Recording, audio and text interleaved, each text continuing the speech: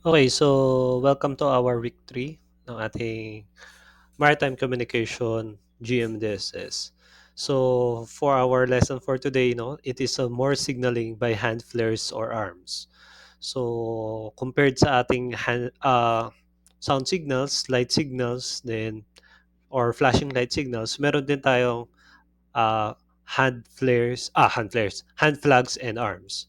So for the first instruction of alam naman natin na nag-start tayo from dot and dash and nakakabuo tayo doon ng letters and from letters nakakabuo tayo ng words and for word nakakabuo tayo ng sentence. So let's start with the uh, uh, dot sign and the dash sign. So for the first one, raising both hand flags or arms. So yung ating arms upward, it symbolizes the dot. And spreading out both hand flags or arms at shoulder level, dapat straight yan, shoulder level, it symbolizes the dash. Again, for the dot, straight hands tayo upward and for the dash, straight hands tayo on sideward. So that is symbolizes the dot and dash.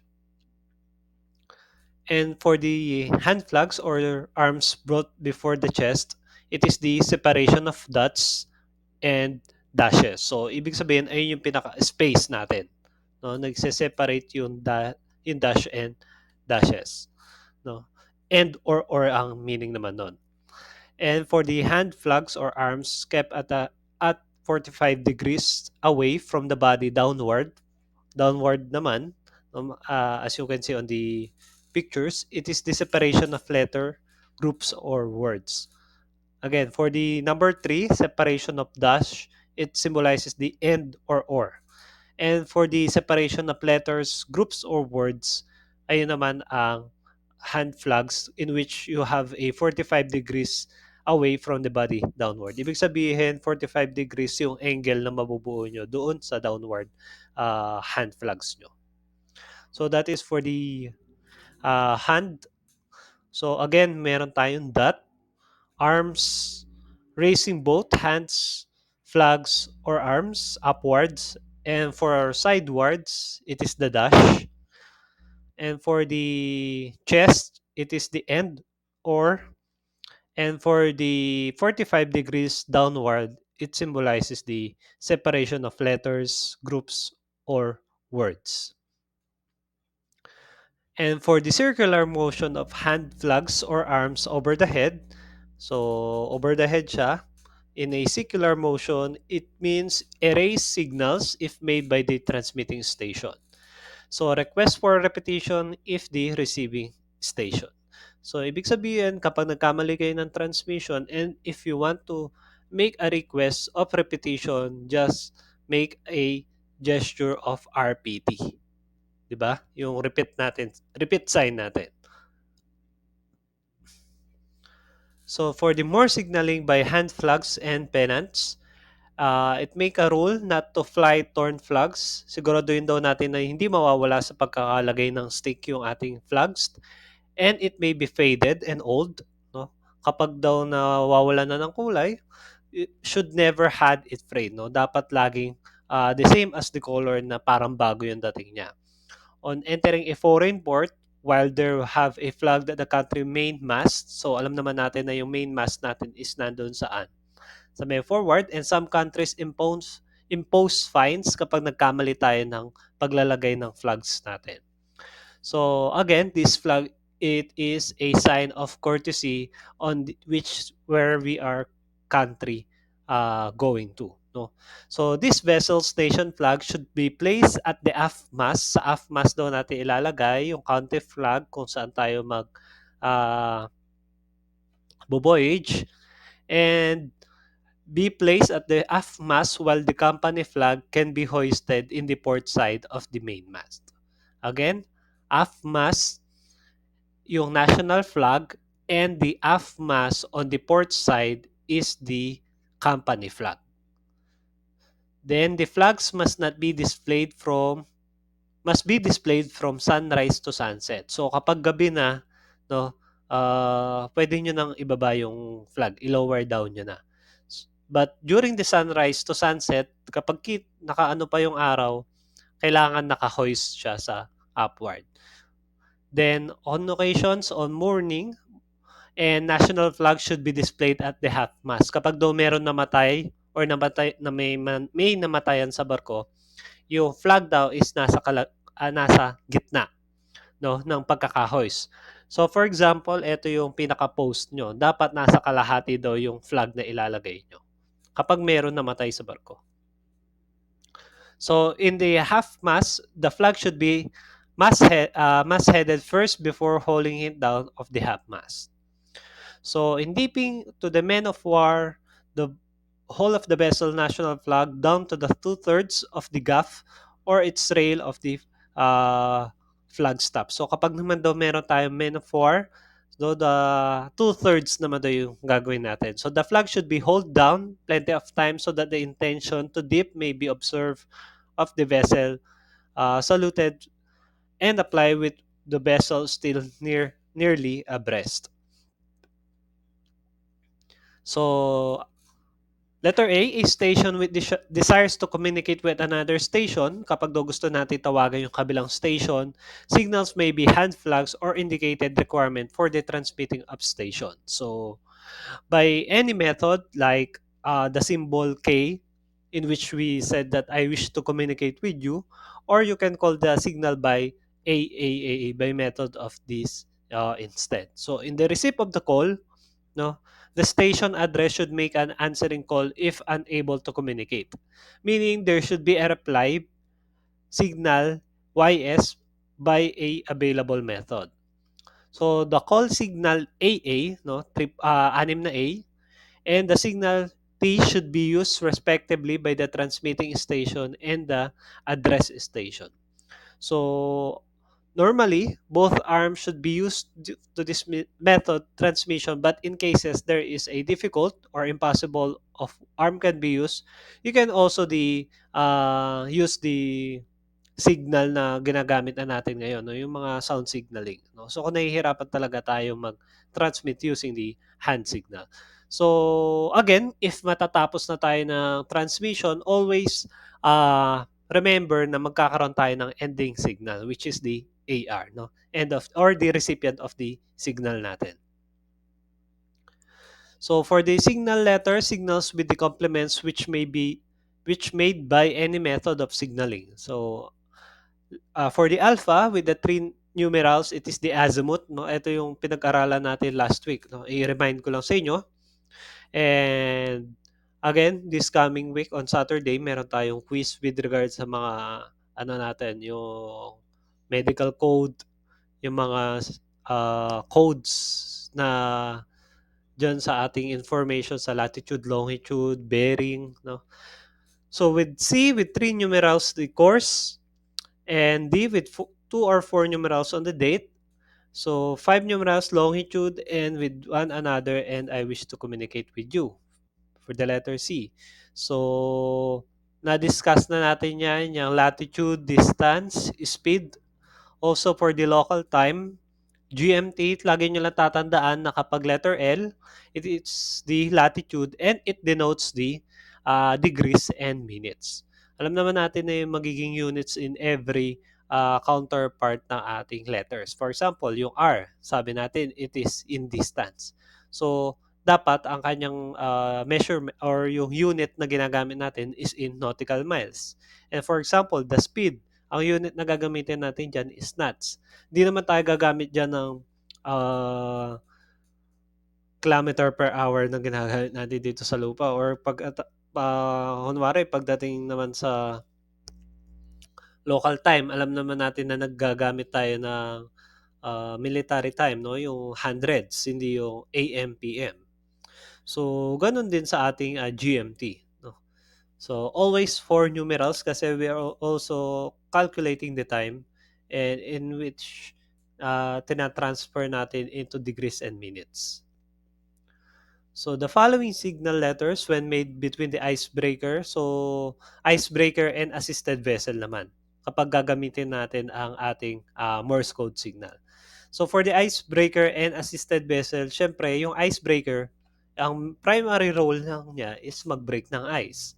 So, si assisted vessel, siya yung mag-a-assist kay icebreaker para malaman ni icebreaker kung saan yung tamang navigate. So, they have only significance of even given this table are only to become sound and visual or radio telegraphy signal. So, WM, it is the icebreaker support is now connecting and use special icebreaker support signals and kept continuous watch for sound, visual, or radio telephony signals. So the icebreaker is also support and finish and proceed to your destination. So for the codes, so meron din tayong mga codes just like nung sa ating restricted visibility nung nakaraan, no, 'di ba? Yung meron tayong ginamitan ding mga codes and meron din tayong codes na gagamitin kapag during ice naman. So for the alpha, the dano, so ibig sabihin, go ahead, proceed in along the ice channel, and the assisted vessel, I am going ahead, I am proceeding along the ice channel. So that is the response. So pagdating naman sa icebreaker para sa ating golf, I am going ahead, follow me. So again, huwag kayong malilito, no? Ang code na ginagamit natin dito during icebreaker and assisted vessel lang. Pero meron tayong mga primary meaning ng ating alpha to Zulu. So this meaning is ginagamit lang natin during uh, ice situation, no? So I am going ahead, follow me. Then for the assisted vessel, I am going ahead, I am following you. So that is the response. So for the icebreaker, do not follow me. Then he is proceeding along with the ice channel. I will not follow you. I will proceed along with the ice channel. For the Papa, slow down. Assisted vessel response must be I am slowing down. So for the November, stop your engines. Assisted vessel response must be I am stopping my engines. And for the hotel, reverse your engines. Assisted vessel response must be I am reversing my engines. For the Lima, you should stop your vessel instantly. Ibig sabihin, mabilis ang stop. I am stopping my vessel. And for the number 4, stop. I am icebound. Stop. I am icebound. So that is the response of the assisted vessel from the icebreaker. Again, huwag kayong malilito kasi this response is only during ice situation, no? Between icebreaker and the assisted vessel. Quebec, shorten the distance between vessel. Response of the assisted vessel, I am shortening the distance. Then Bravo, increase the distance between the vessel. Then the response must be I am increasing the distance. And for the number 5 or Panta 5, attention, attention. Then be ready. For the Yankee, be ready or the cast of the tow line. I am ready to take. Ibig sabihin, I am ready to cast the tow line. No? So, pag sinabing cast, ibig sabihin itali. No? Okay. So, bakit kailangan natin ng response between the ice and the assisted vessel? So, kailangan ulitin ni assisted vessel yung response niya kay icebreaker para malaman ni icebreaker if naiintindihan ba ni assisted vessel yung actions na gagawin ni icebreaker para maging coordinated sila. Kasi again, tandaan nyo, si assisted vessel, siya yung mag-a-assist kay icebreaker. Kaya kailangan makuha mabuti ni icebreaker yung kanyang instruction. Yung instruction ni again, kailangan makuha mabuti ni assisted vessel yung instruction ni icebreaker at para malaman ni icebreaker na naiintindihan mabuti ni assisted vessel yung instruction niya is kailangan niya i-repeat ito. Kasi once na ni-repeat niya, malalaman ni icebreaker na naiintindihan ni assisted vessel yung command na binigay ni icebreaker. So, for the notes, we should take note that the signal K by sound or light may be used by an icebreaker to remind the ship of their obligation to listen continuously on their radio. So if more than one vessel is assisted, the distance between the vessels should be constant as possible. So watch speed, no? Kapag mga ganyang bagay dapat naka ano lang kayo, no? Safe speed lang kayo. Rule number 5 of your own vessel and vessel ahead, and the speed of your own vessel go down, ibig sabihin na slow down kayo, and give the attention to the following vessel. So the use of this signal does not relieve of the vessel from complying with the rules of the International Regulation of Preventing Collision at Sea, which is our call reg. So again, these signals daw is hindi marirelieve or hindi magkakaroon ng exemption pagdating sa call reg.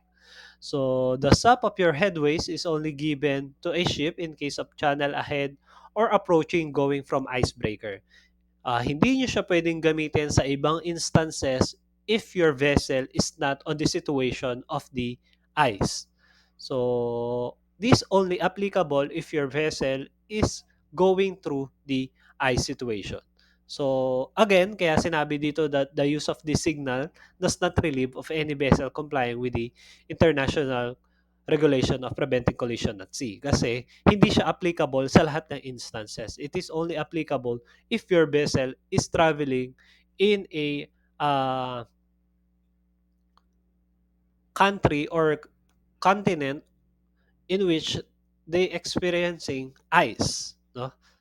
Kaya hindi siya mare-relieve yung lahat ng or yung pag-comply sa rules ng COLREG, no? Kasi it is only or it is solely applicable for the vessel voyage in the ice situation.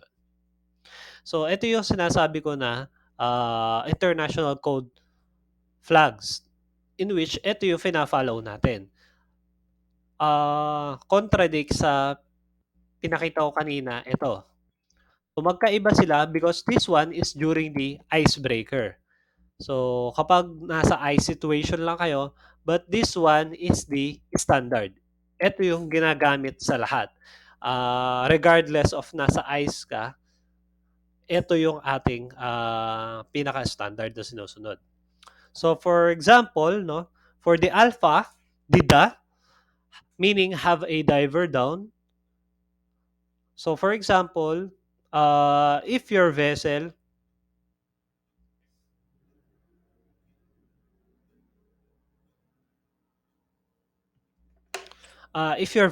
is having a diver, for example, yung vessel nyo nagkaroon ng problema sa ilalim ng barko nyo, sa may bandang keel. So you should raise your flag alpha para malaman ng mga vessel na nasa vicinity nyo na there's a diver or merong nagre-repair under your keel para mag-slow down sila para hindi magkaroon ng disgrasya pagdating sa diver kasi syempre merong waves yan and the current. So kapag meron darating na vessel at kayo ay naka-stop, tapos syempre may impact yan para sa taong nagtatrabaho doon sa ilalim ng sa may keel ng vessel nyo. So this signal, it helps for the person who is repairing your vessel.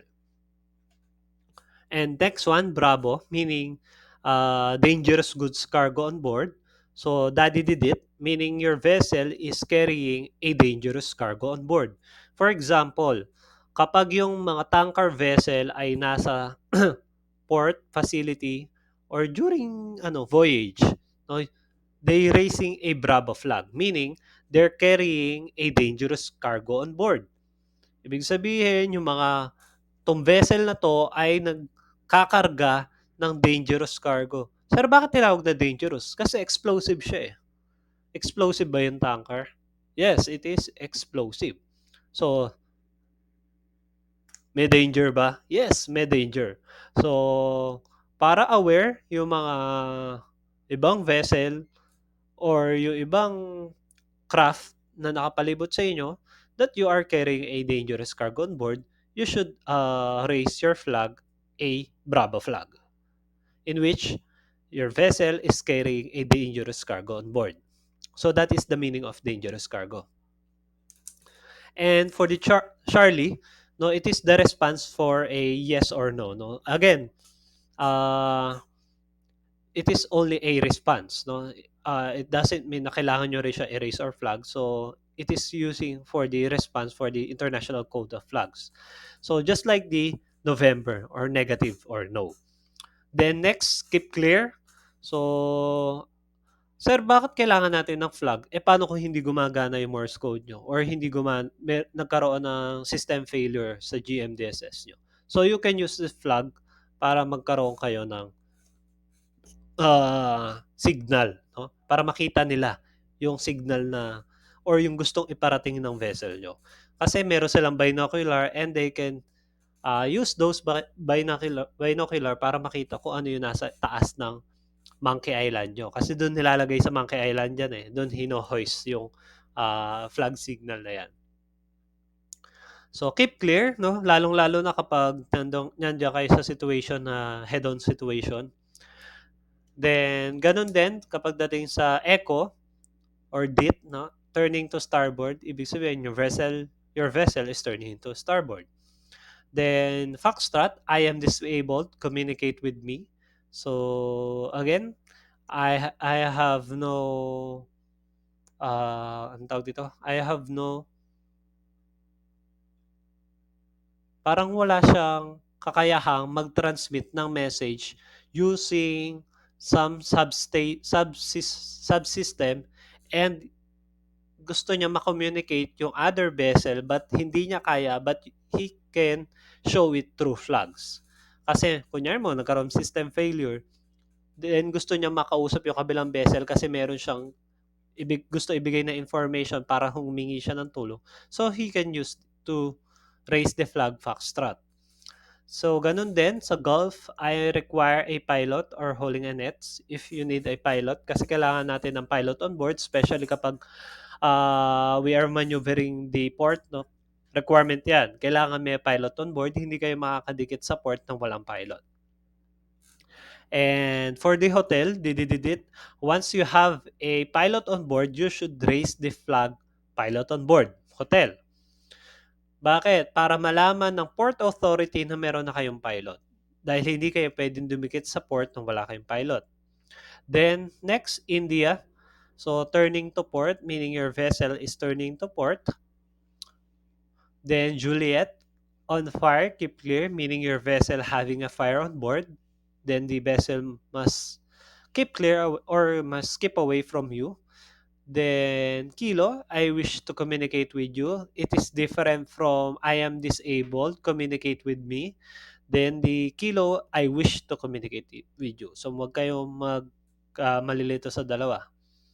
Then, Lima, stop your vessel. For example, may ginagawa sa vessel nyo, no? Diver down. Tapos hindi nila naintindihan. Yung mga ano pa rin sila, dire-diretso pa rin sila sa maximum speed nila. Then you can raise the flag lima to stop their vessel para maintindihan nila na you have a diver down. Then next, then pwede rin nilang i-response na yung letter M, my vessel stop. Ibig sabihin, okay, naintindihan na namin, nag-stop na yung vessel namin. Then Oscar, man overboard. Ibig sabihin, there's a crew member na nawawala or missing sa barko nyo, the possibility na nag-jump overboard or nahulog sa barko. So you will going to raise the Oscar flag. Ibig sabihin, I have a man overboard. It's either accident or sinadya niya ba or nagpakamatay siya. If there's pag alam nyo na hindi nyo nakita yung body on board, tapos wala kayong trace, ibig sabihin, nag-jump overboard siya or meron nakaaway sa barko, hinagis sa dagat, or meron kayong nakitang tao na nando sa dagat, you should raise the flag man overboard. No? So, it is very common kapag may nakikitang crew na nandun sa dagat. No? Then next, Papa, I am proceeding to sea. My nets are stuck and fast. Then Quebec, I request a pre-pratique. So, yung sa Papa naman, my nets are stuck fast. Ibig sabihin, kapag nagkaroon naman ng nets doon sa ating propeller and doon sa rudder no nagkakaroon siya ng stock and nafa-fast lalo lang siya nahihigpitan, no, you can raise the flag papa. Then sa Quebec naman, when your vessel is entering into port, kapag hindi pa siya nai-inspect na ating Bureau of Quarantine, kailangan naka-raise yung flag ng Quebec. I request pre-pratique. Ibig sabihin, kailangan nyo ng Bureau of Quarantine.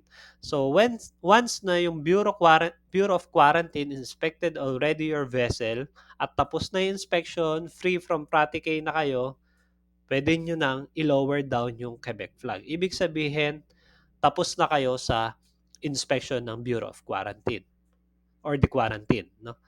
Then, Romeo, ba't wala dito yung Romeo? So for the Romeo, the way is off my ship. No? Then next, meron tayong engines. Shera, my engines are in astern propulsion, meaning your vessel is ginagamitan ng astern propulsion, paurong kayo. No? So when you're going astern propulsion para bumagal yung speed nyo, so you should raise the flag, Shera. Then Tango, trolling, keep clear. Then uniform, you are running into danger. Victa, I require assistance. Whiskey, I require medical assistance. So, yung mga code na ginagamit natin noong nakaraan, no? If you need a doctor at kailangan nyo ng medical assistance, kailangan nyo mag-raise ng flag ng whiskey. Then, X-ray, stop your intention and watch my signals. Then meron din tayong Yankee. I am dragging my anchor. So if you are at anchor and you're dragging your anchor, you should raise the flag Yankee. And for the Zulu, I require a tag and the shooting net. So again, this is the standard of our international code flags. So yung mga sinabi natin uh, nung nakaraan, no, yung sa ice, sa during foggy situation, iba po yon. Kasi ito po yung standard na sinasunod. At ginagamit lang natin yon during uh, during on a certain situation in which nakaka-experience ng ice or nakaka-experience ng fog. No? Ayun yung difference po nila. Kaya it doesn't relieve the call rate. Kaya dapat ang susundin pa rin natin is yung sa call rate natin. Then pagdating naman sa standards or sa meaning of our international code signals sa Alpha to Zulu, ito yung ating susundin. Okay, so mag-break muna tayo, then proceed tayo sa continuation ng ating discussion with regards sa ating codes for the international code signals. So yung next naman is the combination of each flag yung ating i-discuss. Okay, so take muna tayo ng health break or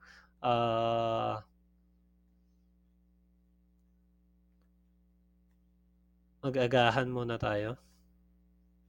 Then back tayo at 15 to 20 minutes. Thank you.